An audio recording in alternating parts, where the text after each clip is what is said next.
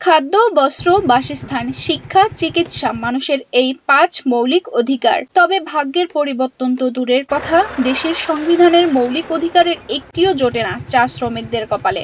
তবে সুদিন ফিরতে শুরু করেছে চা শ্রমিকদের ঘরেও। মৌলভীবাজারের 2 চা শ্রমিকের 2 সন্তান কোনো রকম সুপারিশ ছাড়াই বাংলাদেশ পুলিশে 10D রিক্রুট কনস্টেবল পদে চাকরি পেয়েছেন। শুধু এই 2 জনই নয়, স্বচ্ছভাবে নিরপেক্ষতার সাথে প্রাথমিক নির্বাচিত হয়েছেন একসঙ্গে আরও 54 জন।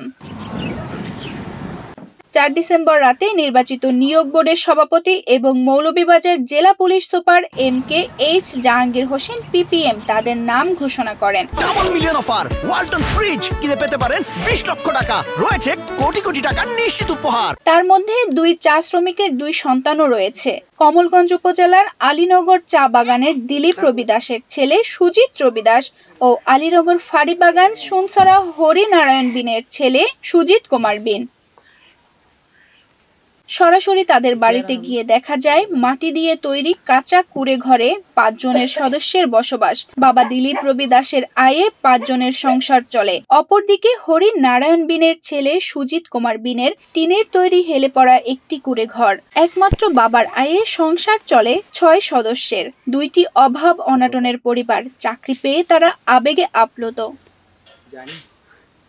দিলীপ রবি দাস বলেন, আমি একজন চা শ্রমিক। আমার ছেলে মৌলভীবাজার জেলাতে কনস্টেবল নিয়োগ পরীক্ষা দিয়ে উত্তীর্ণ হয়েছে। খুব কষ্ট করে লেখাপড়া করিয়েছি, এটা নিয়ে আমি গর্বিত।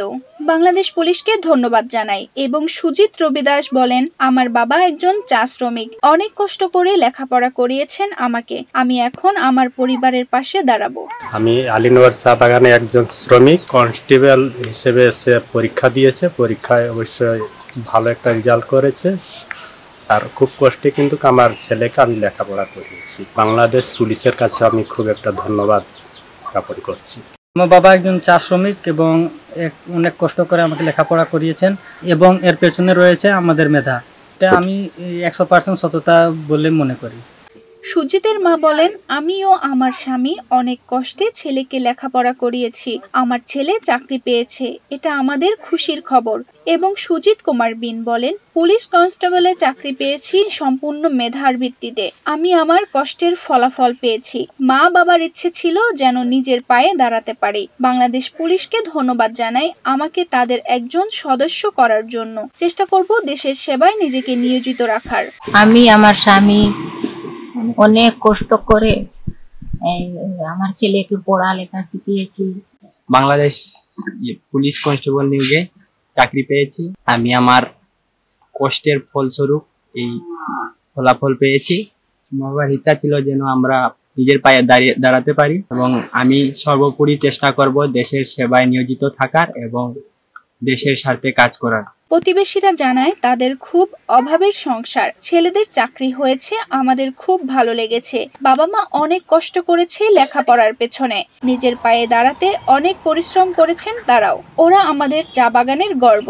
যে সুজিত রবি দাস আমাদের প্রতিবেশী, সে একজন পুলিশের চাকরি হয়েছে, ওর জন্য আমাদের মানে অনেক ভালো লাগে। খুব কষ্ট লেখাপড়া করছে। ঘরের সপ্তাহ দিনে চাল ডাল এগুলা কিছুটা কমিয়ে সুজিতকে পড়ালেখা করিয়েছে। মৌলভীবাজার জেলা police super MKH Jahangir Hossain PM বলেন, সত্যি আমরা অনেক খুশি মৌলভীবাজারের সম্পূর্ণ মেধা যোগ্যতার ভিত্তিতে নিয়োগ হয়েছে।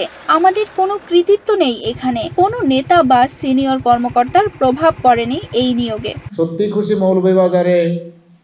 আজকে পর্যন্ত আমার মোবাইলে একটা ফোনও আসেনি, একটা মেসেজও আসেনি যে একজন ক্যান্ডিডেট আমার আছে। সম্পূর্ণ মেধার ভিত্তিতে, যোগ্যতার ভিত্তিতে। এই জায়গায় আমাদের কোনো কৃতিত্ব নেই, এই জায়গায় কোনো নেতা, কোনো সিনিয়র কর্মকর্তা কারোরই কিন্তু কোনো কৃতিত্ব নেই, বা কেউ কিন্তু এখানে কোনো প্রভাবিত করেছে এরকম কোনো ঘটনা নেই। কোনো কিছুই প্রভাবিত করার মতো ঘটনা ঘটেনি। তানজিদা রহমান, ইনায়া, বাংলাদেশ প্রতিদিন।